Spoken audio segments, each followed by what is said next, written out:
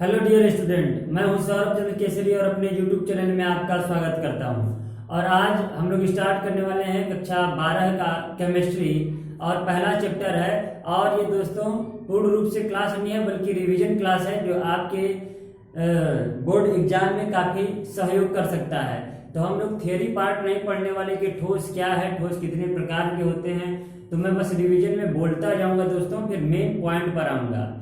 तो revision class में मैं सीधे बता देता हूँ ठोस क्या है दोस्तों। जैसा कि आप लोग पढ़ चुके हैं कि वे पदार्थ जिनकी आकृति, आकार एवं आयतन निश्चित होता है वो ठोस पदार्थ कहलाते हैं। उसके बाद में ठोस पदार्थों में जो अणु होते हैं काफी क्लोज पैक्ड होते हैं, मतलब इन अणुओं के बीच में संसंजक बल बहुत अधिक लगता है और इनके मध्य अंतरा अणु आकाश बल बहुत ही कम होता है दोस्तों। याद रहे ये ठोस दो प्रकार के होते हैं, क्रिस्टलीय और अक्रिस्टलीय। क्रिस्टलीय वे ठोस कहलाते हैं जो जिनके मतलब एक के ऊपर एक अणु उपस्थित होते हैं। कहने का मतलब कई तरीके से आप कर सकते हैं दोस्तों इसकी परिभाषा कि वे ठोस जिनके अणु दीर्घ परास में व्यवस्थित होते हैं उन्हें क्रिस्टलीय ठोस कहते हैं। उसी प्रकार आप ठीक विपरीत देंगे कि वे ठोस जिनके अणु दीर्घ परास में नहीं होते हैं अर्थात लघु परास में व्यवस्थित होते हैं उन्हें अमॉर्फस अथवा अक्रिस्टलीय ठोस कहते हैं। दोस्तों क्रिस्टलीय ठोस की विशेषता यह होती है कि अगर वो गलेगा तो परत दर परत गलेगा।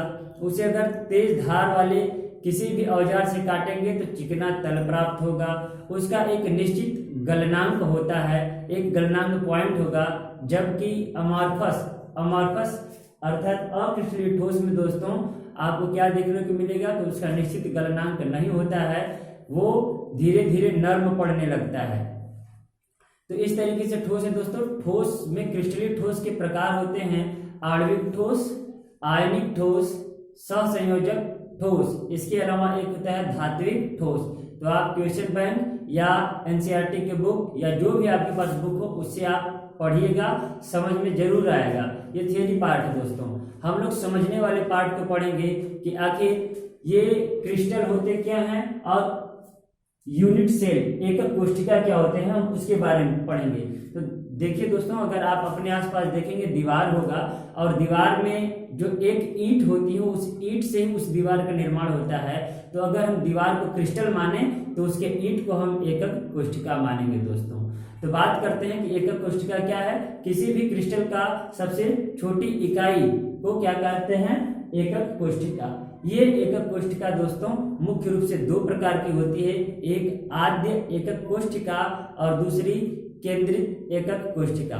दोस्तों केंद्रित एकक कोशिका में भी तीन प्रकार की एकक कोशिका मिल जाएंगी।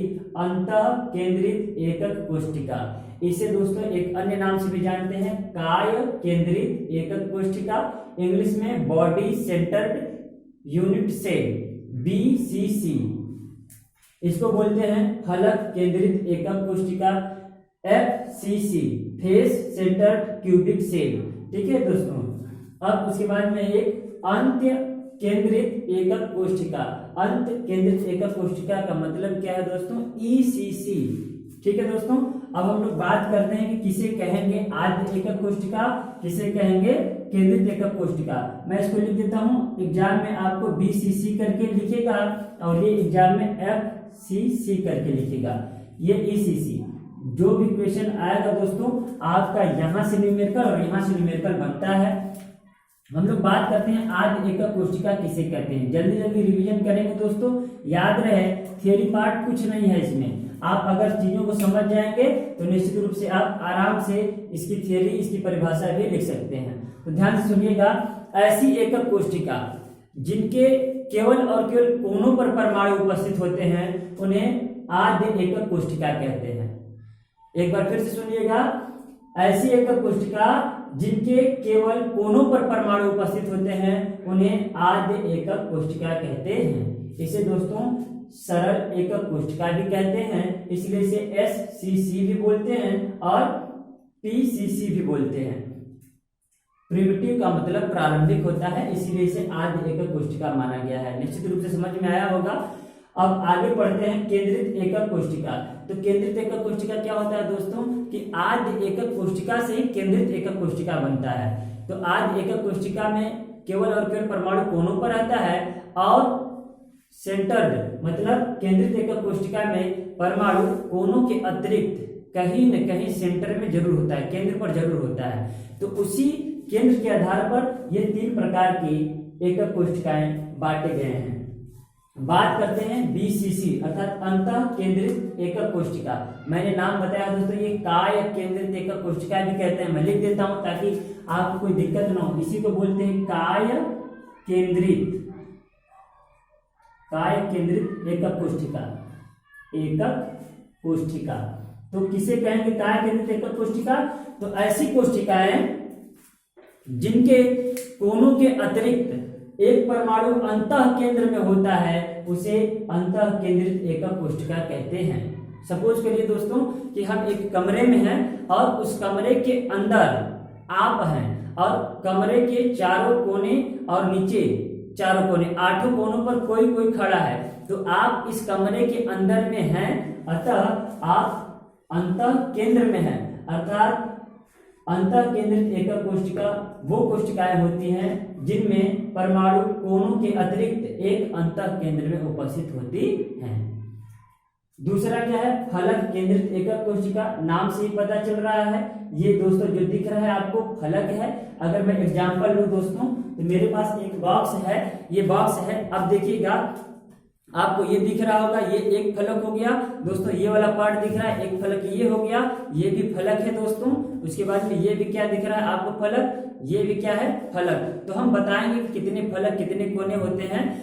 फिलहाल बात करते हैं फलक केंद्रित एकक कोशिका क्या होती है। तो ऐसी एकक कोशिका जिनके कोनों के अतिरिक्त परमाणु फलक के केंद्र पर उपस्थित होते हैं। ऐसी एकक कोशिका जिनके कोनों के अतिरिक्त परमाणु फलक के केंद्र पे उपस्थित होता है उसे फलक केंद्रित एकक कोशिका कहते हैं। दोस्तों आप देख सकते हैं कि यहाँ कोनों पर हमेशा रह रहा है। इसके अलावा फलक के केंद्र पर 1 2 3 4 दोस्तों यहाँ पर 2 दिख रहा होगा। तो ये समझिए कि एक सामने वाला है और एक पीछे वाला। ये पारदर्शी तरीके का है, आप ये समझते रहिएगा। अब चलिए, हमें उम्मीद है ये समझ में आया होगा। अब देखिए अंत केंद्रित एकक कोशिका क्या है।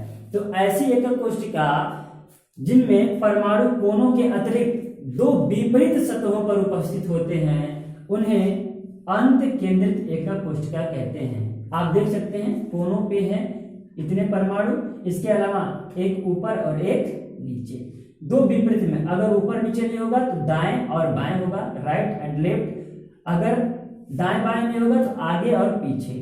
ठीक है दोस्तों, तो इस तरीके से मुझे उम्मीद है कि आपको आद्य एकक कोशिका और केंद्रित एकक कोशिका समझ में आया होगा कि है क्या। अब हम बात करते हैं कि इस पे रखे हुए परमाणु कितने एकक कोशिका से शेयर करते हैं, कितने एकक कोशिका से साझा करते हैं। और उस साझा को समझने के लिए हमें समझना पड़ेगा इस एकक कोशिका के बारे में। तो अगर आपके पास जो कोई भी बॉक्स हो आप उसे एज्यूम कर सकते हैं, या एक मोटी सी बुक है उसी को ले लीजिए और मेरे साथ गिनिएगा। दोस्तों आपको ये सामने वाला पार्ट दिख रहा है, ये एक तल हो गया। इसके बाद देखिए थोड़ा सा मैं मोड़ रहा हूं दोस्तों, ये आपको दूसरा तल दिख गया दोस्तों। एक इधर देखिए आपको ये तीसरा तल दिख गया, एक इधर चौथा तल दिख गया। अब देखिए दोस्तों एक नीचे वाला पार्ट है 5। इस तरीके से अगर आप गिनेंगे तो अगर सामने देख रहे हैं तो इसकी एक अपोजिट होगा, इधर देख रहे हैं तो इसकी एक अपोजिट होगा, इधर देख रहे हैं तो इसकी एक अपोजिट होगा।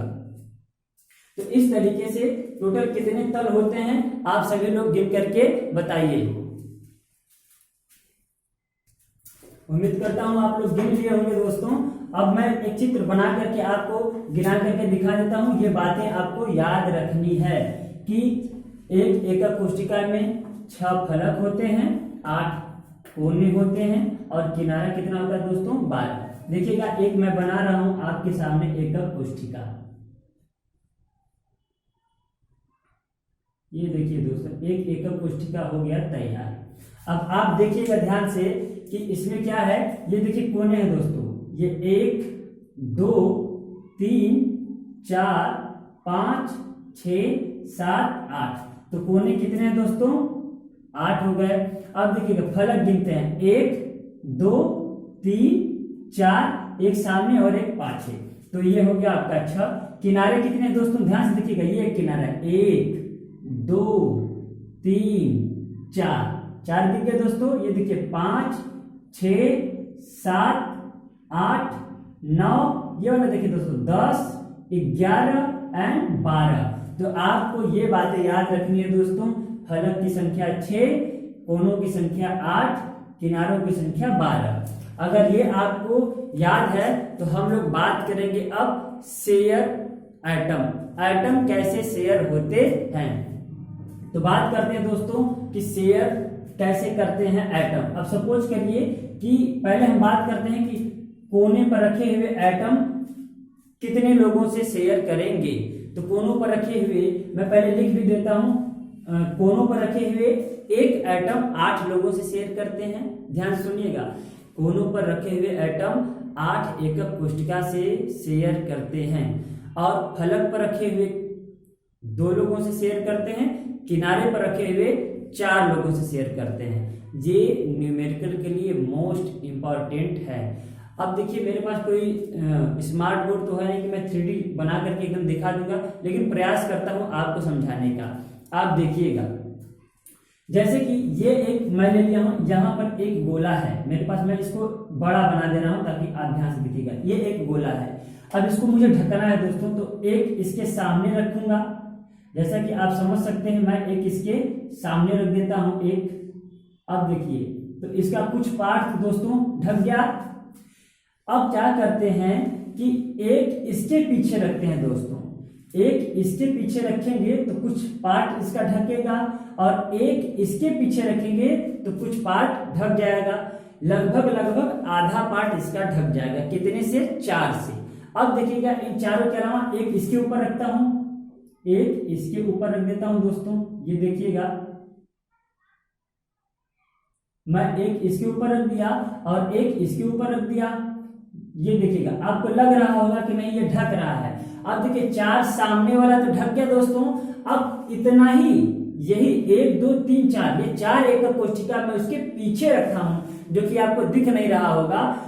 आप एज्यूम कर सकते हैं 1 2 3 4, इन 4 एकक कोष्ठिकाओं ने मिल करके उस गोले का, उस परमाणु का 50% भाग ढक लिया है। अर्थात कि कोने पर रखे हुए, ये बातें अब आपको याद रखनी है, नोट्स बना लीजिएगा कि एक कोने पर रखे हुए गोले या परमाणु 8 एकक कोष्ठिका से साझा करती हैं।